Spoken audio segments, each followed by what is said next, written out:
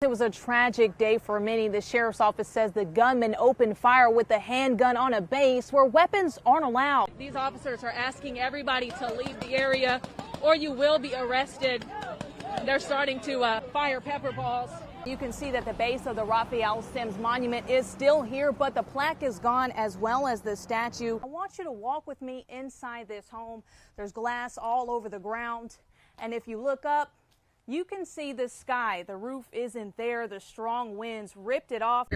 Mayor, did you slap a city employee in the face? Do you have anything you want to say to the city, sir? Greg, 14 people are allegedly buried in this cemetery. The district attorney's office says families were scammed during their time of bereavement. Protesters were out here for a couple of hours chanting, "No justice, no peace." This sign that was left behind says, "Please, I can't breathe." These conditions that the tenants are living in are unsafe. You know why we're here? Yes, so that's why I need to leave, okay? Okay, is there any comment that you can give us? No, ma'am.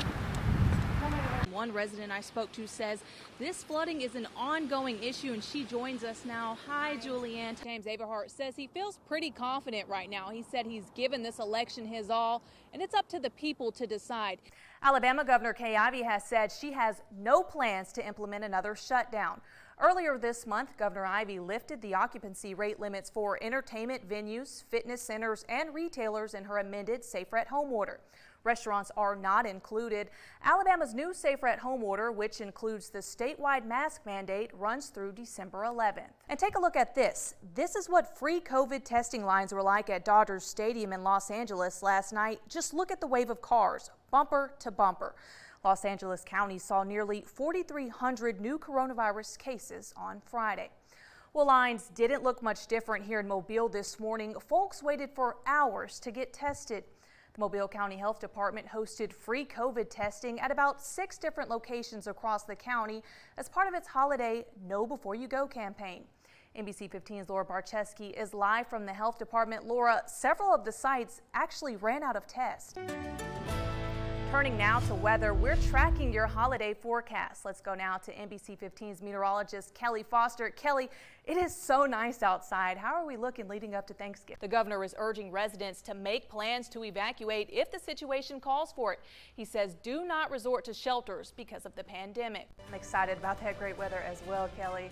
Well, that's all for NBC 15 News at 5. Thank you for watching. We'll see you tonight at 10. Now, Kim and Greg, I have documents right here showing DHR told staff members that it would take over control of the investigation. Instead, LeBron's former caretaker says the department dropped the ball. People definitely felt like DHR failed him. This former staff member at Augusta Evans Special Education School wants to remain anonymous because of this investigation. Our source was heavily involved with little 8-year-old LeBron Rankin and has a lot to say about him. What started out as this happy boy who was always laughing quickly faded, and LeBron, the former staffer says, was slipping away. It just got worse. Each week he was lethargic, he was losing weight rapidly. He had visible signs of neglect. It just wasn't good. Concerned staff members Our Contact says had reached out to LeBron's mother with concerns in the past. And nothing was really resolved, so it was time to report it to DHR. And that's what LeBron's caretakers did. Staff members filed these 2 complaints with the Alabama Department of Human Resources. The first, on February 5th, 2018, states LeBron appeared to be losing weight and had reoccurring ringworm. The next day, February 6th, DHR sent this letter back to the school, acknowledging it would begin an assessment of LeBron, including an interview with him at the school as part of its, quote, thorough investigation to protect him. It's in this same letter school officials are told not to contact the parents of LeBron Rankin or any other person regarding this information. This former staff member tells us DHR failed LeBron and believes DHR should be held accountable. We weren't hearing back from DHR or being interviewed. It was passed on to them, so it was their responsibility. 3 weeks later, staff members filed a second complaint stating LeBron was thinner since the last DHR complaint and noted very poor hygiene. He had small roaches on his wheelchair and also crawling out of his clothes. On March 26, 2018, records show a DHR caseworker went to LeBron's house and found nothing indicating neglect. LeBron died April 6th, weighing 23 pounds. If there's a message you could send to DHR, what would that be? Do the right thing. Whoever this person was that made that visit, you know as well as we did that this baby did not die from natural causes. The medical examiner apparently is unsure too that LeBron died from natural causes. In the autopsy report, the examiner lists the manner of death as undetermined. The possibility of neglect is noted on the autopsy report. In August, we sat down with Mobile County District Attorney Ashley Rich. She told us Spring Hill Medical Center, after receiving LeBron's body, notified her office, shocked about LeBron's condition. She's fighting for LeBron in an active criminal investigation, but due to the coronavirus pandemic, she says the judicial system is significantly backlogged. We are 6 months behind on presenting anything to grand jury. Just due to COVID, and then we were about 4 months behind just due to the backlog in the justice system. So now we're about 10 to 11 months behind. 2 years later, still no answers in LeBron Rankin's death. A lawsuit has been filed against the directors of the Mobile County Department of Human Resources. The suit was filed by Birmingham attorney Tommy James. In a court filing today, Mobile County DHR's executive director denies allegations that LeBron died of negligence by the department.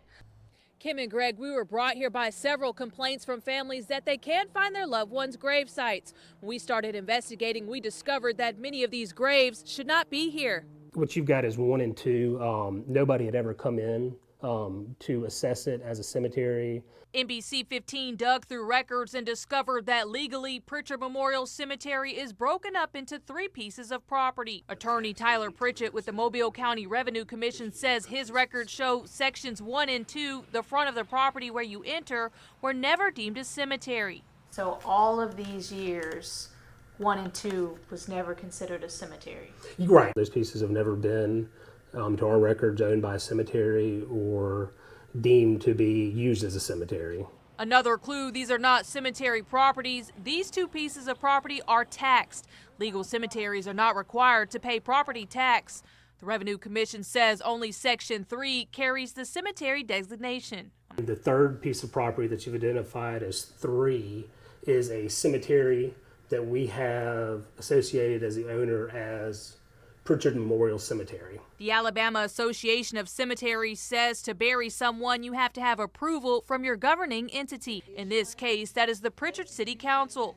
But Pritchard's Environmental Department says there are no records showing sections 1 and 2 were ever zoned as a cemetery. Pritchard Environmental says that means dozens of loved ones buried in these 2 sections shouldn't be here. It's an upsetting situation for Jaquel Bridges. She's been searching for her father's grave for years. It's sad that you have people that's your family that's buried over here, and it's not even part of a cemetery. And that's very sad. That's disrespectful. NBC 15 made this discovery after Section 1 was purchased in a tax sale by New Birth Community Church a few months ago. The same church, along with its former pastor, Cedric McMillan, were convicted and fined last month for operating another cemetery without a license. That cemetery, Heritage Memorial Gardens, is just feet away from Pritchard Memorial Cemetery on the same block. This news of separate properties comes as a surprise for some who have loved ones here. And that is really ridiculous. While this decades-old web is untangled, Pritchard Environmental has ordered a temporary stop to all burials here at Pritchard Memorial Cemetery. We've uncovered more information about this property, including the arrest of the cemetery's founder. We'll bring you that at 5 o'clock tomorrow on the special reality check on the Forgotten Cemetery. Hey, Greg, I'm told the FBI was here investigating and that yesterday Kim Green called in sick, packed up her office, and left.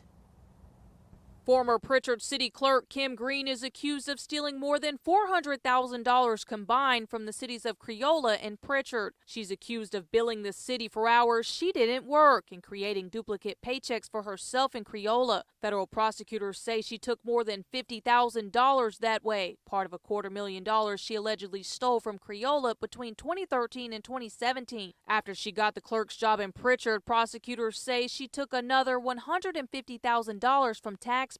Mayor Jimmy Gardner says City Hall was blindsided by her guilty plea this week. It was more than just shopping for me. Investigators say Green stole cash bonds and court fees paid to the city. She is the heartbeat of the city, to be honest with you, particularly dealing with policies and procedures and those kind of things. The handling of certain funds coming in and out. Mayor Gardner says he heard rumors of Green stealing taxpayer dollars years ago, but never found proof. After doing the background checks and investigation, nothing was found even from the city of Creola, and certainly we hired her. The mayor says he never received any complaints about missing money, and he only found out about it when the feds showed up. Reporting live in Pritchard, Rachael Wilkerson, NBC 15 News.